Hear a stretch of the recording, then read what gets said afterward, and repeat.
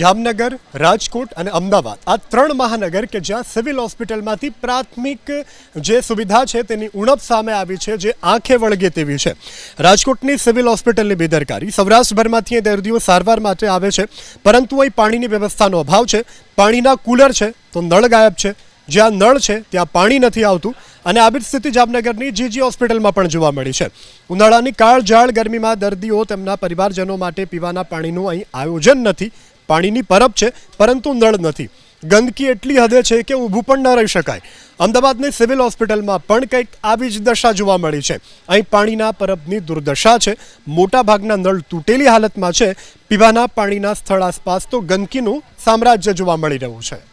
રાજકોટની સિવિલ હોસ્પિટલની બેદરકારી। સૌરાષ્ટ્રભરમાંથી દર્દીઓ સારવાર માટે આવે છે, પરંતુ અહીં પાણીની વ્યવસ્થાનો અભાવ છે।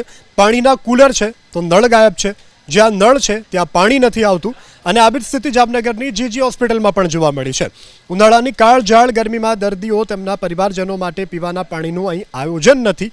પાણીની પરબ છે પરંતુ નળ નથી। ગંદકી એટલી હદે છે કે ઊભું પણ ન રહી શકાય। અમદાવાદની સિવિલ હોસ્પિટલમાં પણ કંઈક આવી જ દશા જોવા મળી છે। અહીં પાણીના પરબની દુર્દશા છે। મોટાભાગના નળ તૂટેલી હાલતમાં છે।